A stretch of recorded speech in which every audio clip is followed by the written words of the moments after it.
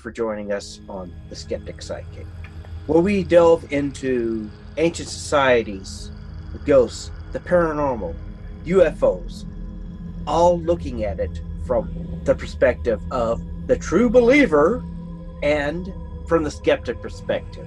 Joining me, my partner, my co-host, my sibling, Kimber Rodriguez. Myself, I am Richard Gregg. And again, let's look into being the skeptic psychic. Hello, how are you guys doing today? I'm glad today is August. And ladies and gentlemen, this is the last episode that we do have for the UFO series. series for the month. Next year, we'll delve into more interesting topics and make more of a it's more interesting inclusion into what makes the UFO, how it makes a UFO, as well as the people who shape the UFOs. With me, of course, is my wonderful, smart, intelligent, and I am just her Tonto to her Long Ranger, Kimber Rodriguez. Hey, you need to scoot over just a little. You're No, I have to stay right here. You are out of the frame. People cannot I like see that. you. I like being out of the frame. How's that? Much better? Much better. So what's new with you this week? Just work, sleep, and eat. But I would like to, ladies and gentlemen, give a wonderful shout out to our three-time uh, interview person, the tarot wizard himself, the man, the myth, the legend, Jason McKean. Happy birthday. I'm not going to tell everybody what your age is because I let them guess. Happy birthday, Jason. We hope you have a wonderful one and get everything that you want this And birthday. deserve. Yes. Good deserve, not bad deserve. Yes. And so, what are we talking about in this final episode tonight for the UFOs? Well, we've been leading up to one of the most interesting, most speculative person and controversial, pretty much. I'm talking about Robert Lazar, also known as Bob. So now we're getting into the Bob. Right, Bob Lazar. Now we know who Bob is, and we keep mentioning Bob in our episodes. Now we get to find out who Bob actually is. Might be. Interesting. Now, am I better situated right now, or should I go over this way, or should I go over this way, or should I go this way, or go like this? You are move a little bit more this way. There you go. Now you're centered. Okay. So, start telling us about Mr. Lazar. All right. Bob Lazar is a unique man in the UFO community. Whether it's you believe his story or not, he is a hot topic among the society that surrounds the theories of alien interventions and visitations. He claims that he worked at in physics. He drew a job in the Area 51 area called S4, which is close to Groom Lake. Uh, his his job was to reverse engineer extraterrestrial technologies, i.e., spaceships. Mm-hmm. Now, Right. Mr. Lazar was born January 25th in 1959, and he graduated third from his bottom of his high school class. Okay, so if he was third from the bottom, how did he get such a high intelligent job?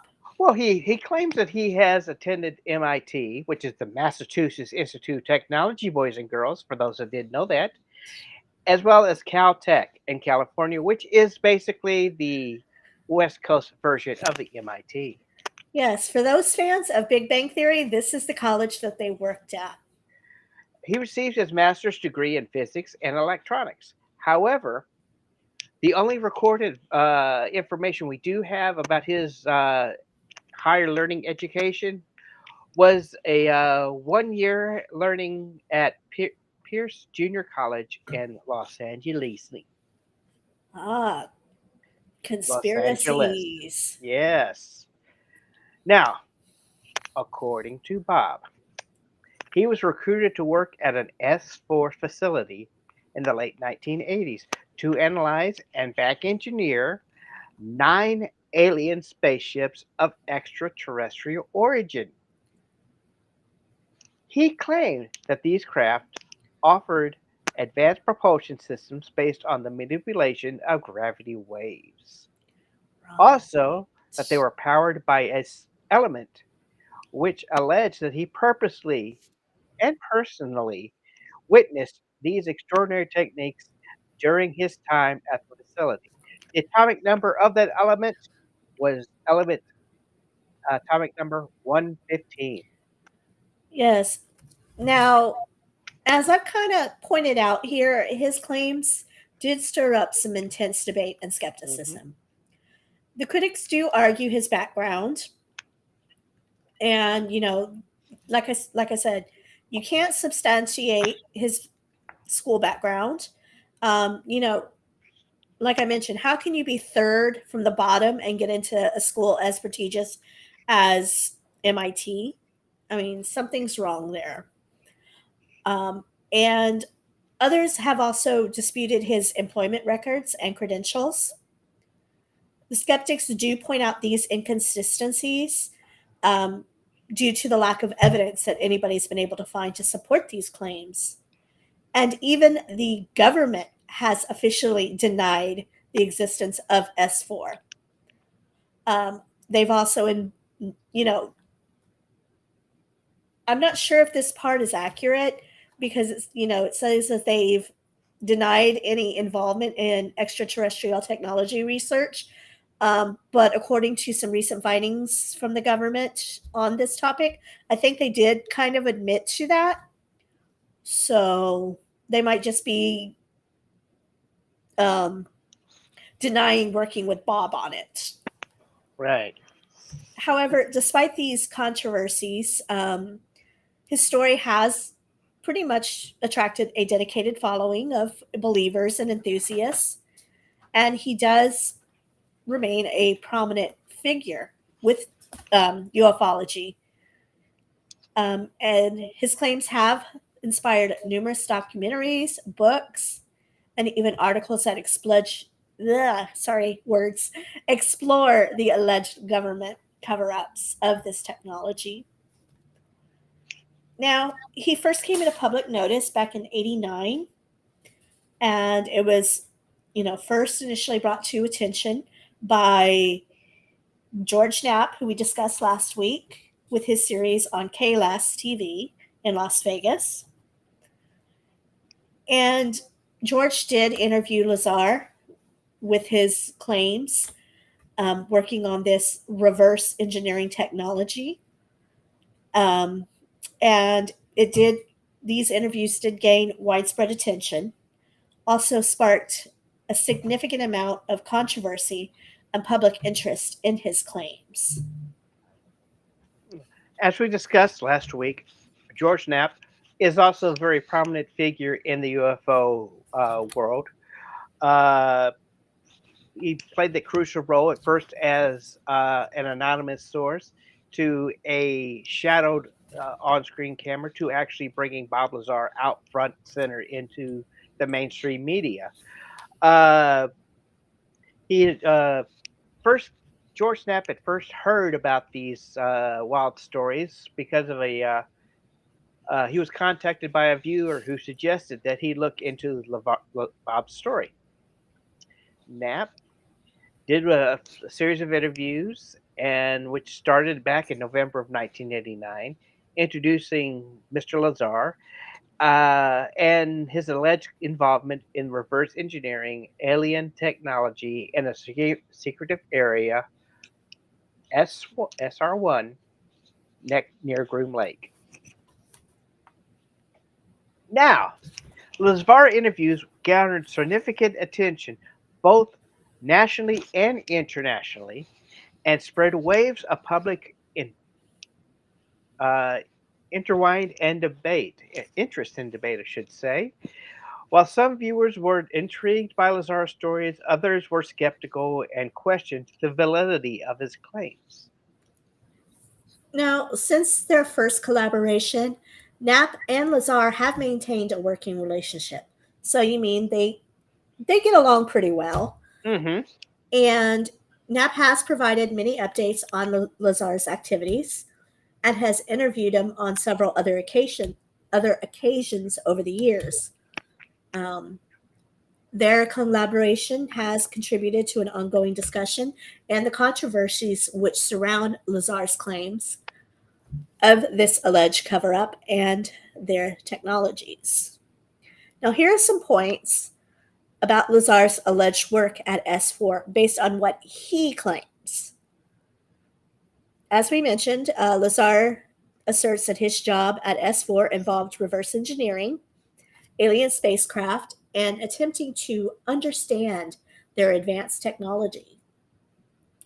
According to him, he worked on 9 different flying saucers that were of this extraterrestrial origin.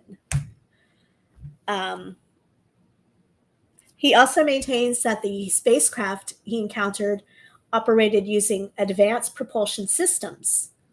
These manipulated the gravity waves. Um, he claimed that the technology relied on the element with the atomic number 115, so he called it element 115. Now, one thing I do want to point out that I find very interesting about this part is that we have, like we discussed in the past, the government has created hovercraft technology. So, according to this, he was working with these spacecrafts that had anti gravity technology. So, if you're a believer, just playing devil's advocate here, but couldn't it be that the hovercraft technology that our government is using is based on these element 115 gravitational waves? I don't know. What are your thoughts? Uh, Again, not sure about that because he did provide descriptions of the alien spacecrafts and that he encountered. It suggested that they were disc-shaped. Maybe those hovercrafts, they were made of a lightweight metallic material. He also claimed that they had a unique propulsion system that utilized gravity amplifiers. That may be that gravity waves. Now, he also asserts that his clearance was Q clearance. So he was Agent Q. Yes, a high level security clearance granted by the US government, which allowed him to access to the classified information and facilities located at this subbase next to Groom Lake called S4.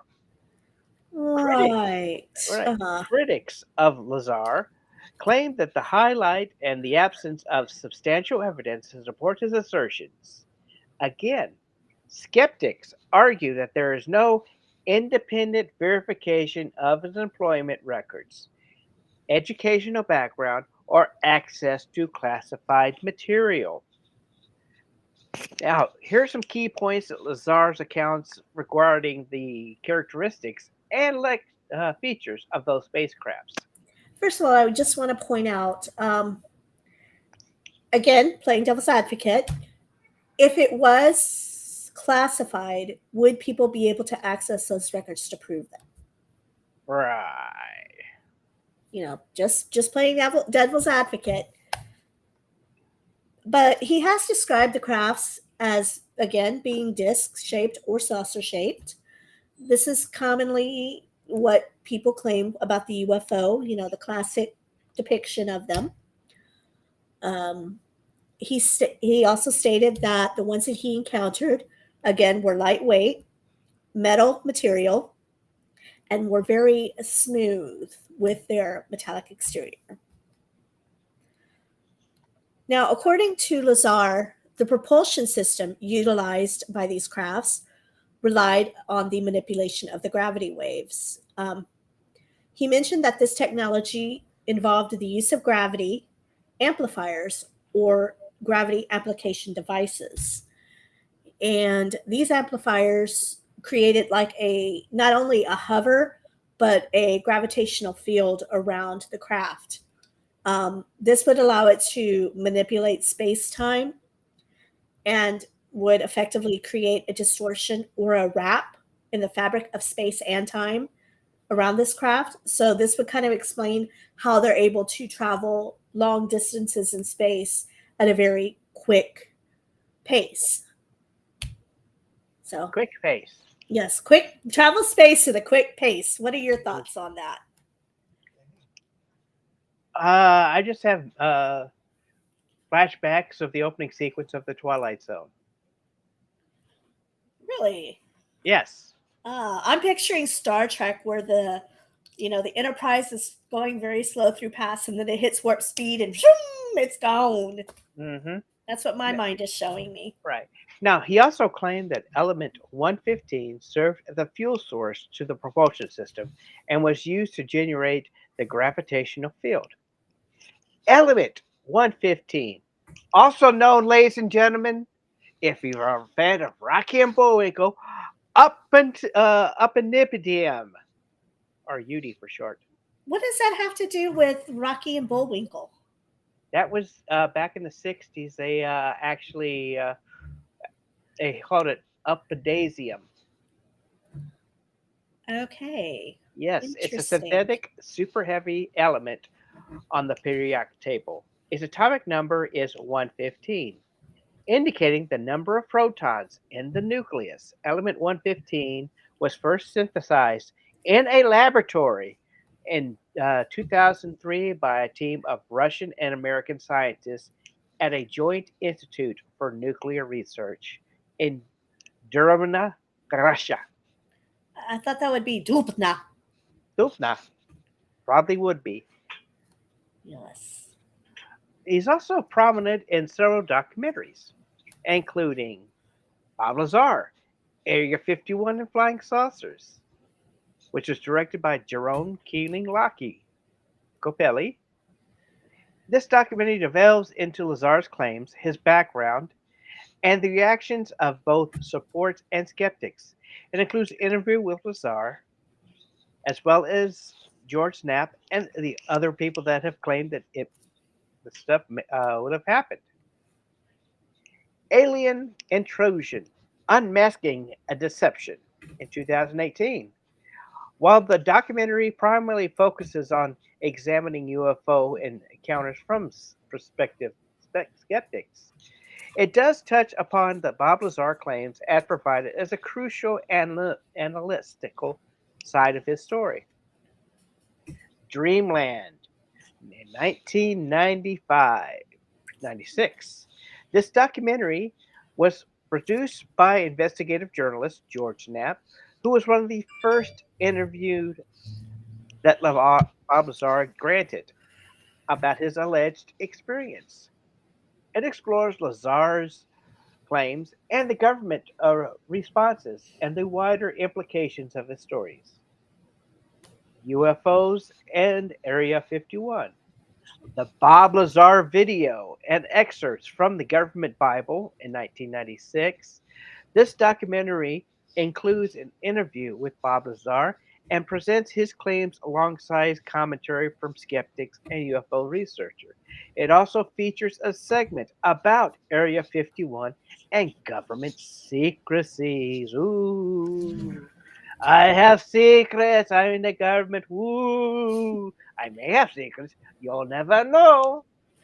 Also, he has been interviewed by Joe Rogan on his highly successful podcast.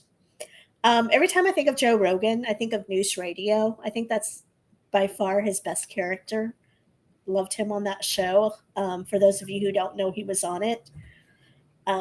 However, whatever the case may be, Mr. Lazar does have a rich history of UFO or UAP world. And it is believed, or not to believe, depending on your judgment. But Get a little again, Shakespeare with it. To be or not to be. be. To believe Yes. or not to believe. That But is the question. yes, again, it is not our job to judge whether this is real or fake. We are just here to provide the information. And then, as usual, we let our viewers be the one to decide. So, what are your thoughts, your theories, bro? What do you think of all of this and Bob Lazar himself? Bob Lazar knowing some of the stories and the facts of what he did actually build himself a jet car. He does have a mailing service, or order service, where he sells test tubes, uh, certain chemicals, that sort of thing, used in laboratories. And he's also it's been proven he also was an accountant briefly for a Las Vegas adult ranch. The most famous one? I want to say either the Bunny or the Mustang Ranch. Interesting. I digress. He definitely has had a colorful life. Whether most of it is true or false, again, that's not for us to judge. But let us know your thoughts and theories in the comments. If you think this is real, or if you think he's just a bunch of full of himself and making all of this up, let us know in the comments.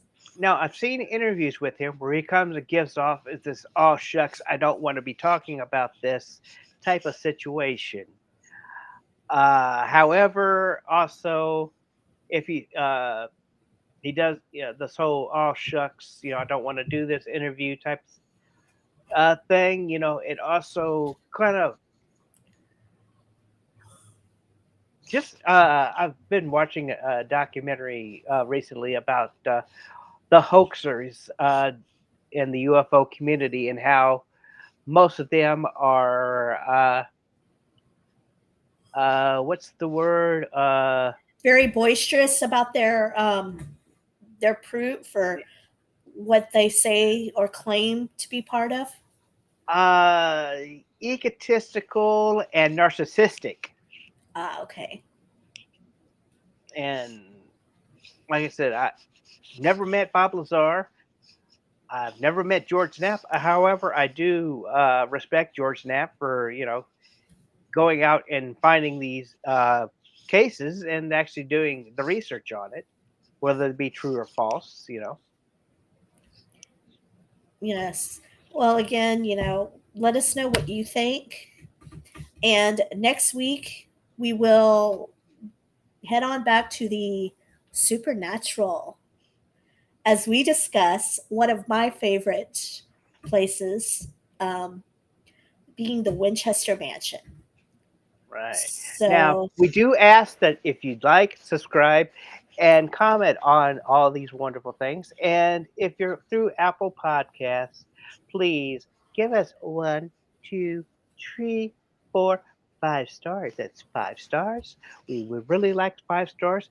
Tell us how wonderful you think we are. Tell us how much you think we stink. We really would love to hear some feedback on everything. Again, 5 stars. We're on Spotify.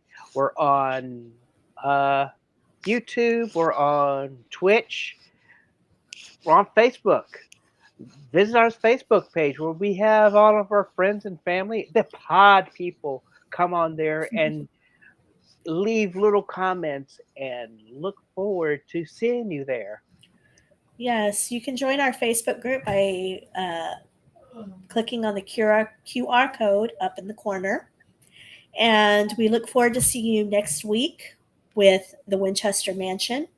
Again, that'll be Sunday at 8:30 Central, 9:30 Eastern, 7:30 Mountain, 6:30 Pacific. And we wish everybody a wonderful week. And again, want to say happy birthday, Jason. You're still one of our favorite tarot guys. You are the wizard to the wizard. You make Merlin look like he's just some little backstage magician. So we love you. We like to. We enjoy talking with you. You're welcome anytime you want to come on. Just give us a ring and we'll ding a ding ding. Have a wonderful night, everybody. Sweet dreams. And unpleasant nightmares. Good night. Good night.